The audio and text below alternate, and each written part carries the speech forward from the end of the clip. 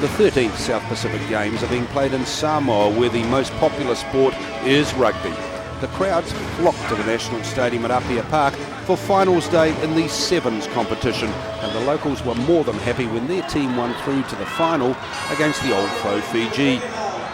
They weren't so happy at half-time, however, with Fiji leading 19-5.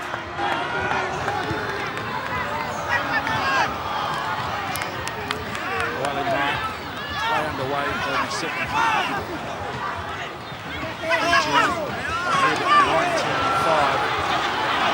Samoa with presence of the ball. Good aggressive defence from Fiji.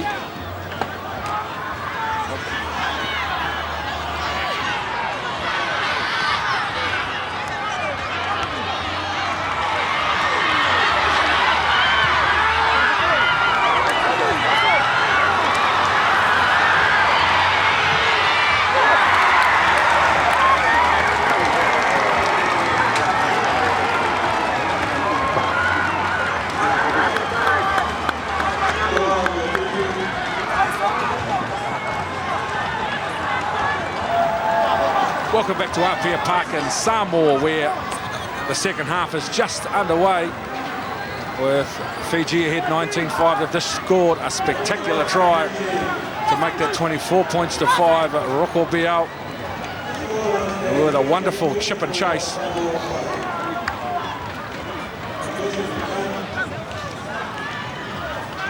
The try scorer, Rugby had plenty of work to do, not much room down a thin left-hand side. The conversion is successful.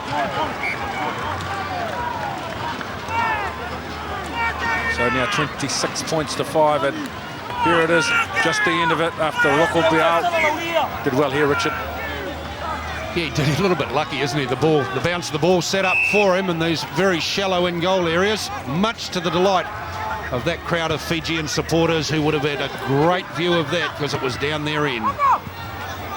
Ball off a Fijian hand. So if Samoa will come back and have a scrum. Right, desperate times now for Samoa. They're down 26-5. They must be the next team to score. And I'd suggest they need to do it within the next minute and a half or so and start putting a bit of pressure on Fiji, who'll just strangle them right out of this game. They haven't allowed them 1 inch to move in yet. They are no stranger to playing each other at the world's leading sevens tournaments.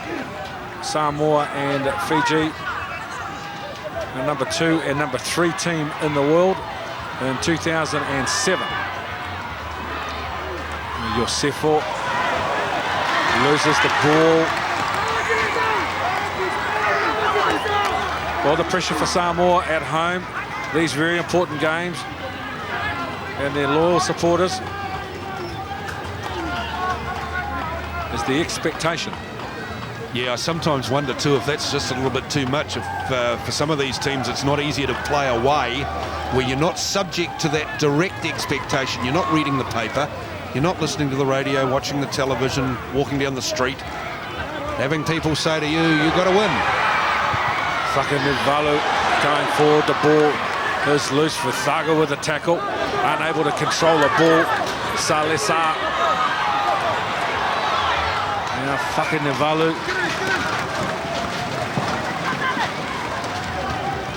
Again lost forward by Samoa, so Fiji to feed at an attacking scrum, and if they score from here, Richard, it'll be hard for Samoa to win. It'll be harder than hard, I'd say, Ken. 26-5, you can see the score there, you can see the clock counting down, so only 6.5 minutes to play, and already they need to score 3 times to Samoa. Fiji, though, get the ball through Vuthungo, and the lovely inside pass to Naila. There's an advantage with Samoa after Fiji. With an infringement of Ali Mai. And that's been reflective of what sort of day it's been for Samoa. Lucky that Fiji weren't back to 10. So Oali Mai, much of Samoa's comeback, if they're going to have one, will rest on that man at first receiver. Goes to the line, a change of direction. And a little show and go from Mikaele. looking for support in the form of Fausaleva. The chasing defenders coming. A little right foot step, a high tackle, and the ball just short. There's an advantage with Samoa anyway.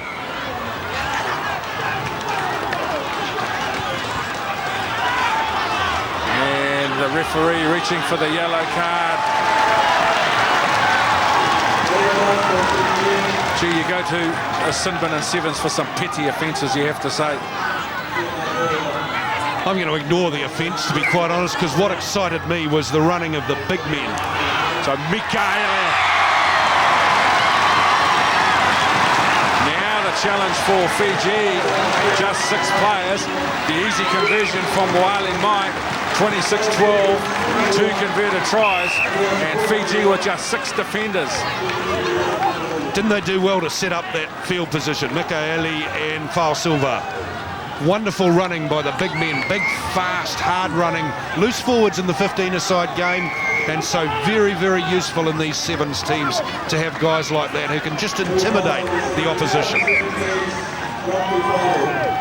Right, looks a bit like a casualty clearing station at the moment in the backfield. This is Fiji very cleverly just taking a little bit of time off the clock, or attempting to, the referee having none of it, stop the clock while it was going on. Remember, they've got a man in the sin bin, and that man is Maya.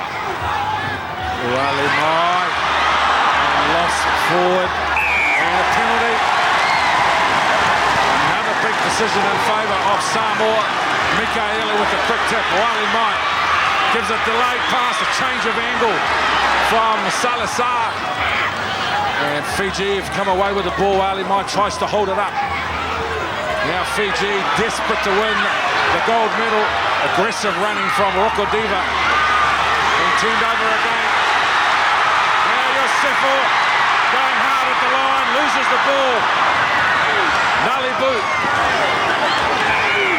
Now the penalty against Samoa. And the pressure starting to tell. The boys getting worked up. Oh, there's a little bit of nickel out there, but boy, isn't there some sensational stuff going on. This game has been played at rocket speed, and some of the defending that's been going on, last-ditch desperate efforts, and bowling people out of the way. It's just terrific. Great entertainment for the big crowd here at Apia Park, who just love their football played at speed and with aggression. Well, in the context of the game, the failure to score from that play, with Rugby picking for a field position that also get the throw at the line out because it's a penalty, is significant. 3 minutes to go. They're down by 2 converted tries, Samoa. Fiji, they desperately want to win this. And Viliama Maya is coming back out of the sin bin, so he's done his time. Back to 7, Fiji. Couldn't come at a better time. That's why they kicked it out, just to bleed some more time off the clock and get him back on the field. Rokodiva, an untidy win. Samoa. Aono works hard as a Fijian player on the Samoan side. Now Wale Mai tries a little bit of subtle play, makes it go for the try line of Wale Mai. That's going to get the crowd excited. He'll convert his own try for sure and set up one last gasp for Samoa to steal the gold medal, which at this stage is headed to Suva in Fiji, where the Fijians have dominated this final. Less than 2 minutes to go. Well, who saw it and who can remember it? The final in Wellington, at the Sevens in Wellington, back in February this year. Massive attack that Samoa made on Fiji that day.